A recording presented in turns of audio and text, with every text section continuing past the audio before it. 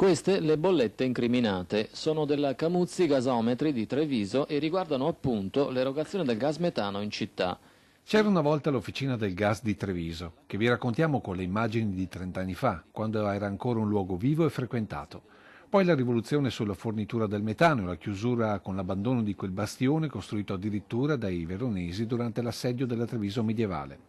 Decenni di oblio che da lunedì scorso, con la decisione del Consiglio Comunale, si interromperanno per fare di questo complesso una nuova zona residenziale. Tanti dubbi sull'intervento, non ultimo quello dell'Associazione Treviso Sotterranea, che in più occasioni ha sottolineato l'importanza storica del bastione che guarda alla stazione, soprattutto al di sotto degli edifici attuali, dove ad esempio alcune gallerie che portavano a postazioni difensive vennero utilizzate come vasche di scarico per le strutture del gasometro. Insomma, c'è timore che per rivitalizzare l'area si cancelli un pezzo importante di storia cittadina e proprio da questi scarichi invece inizia la risposta del sindaco Mario Conte.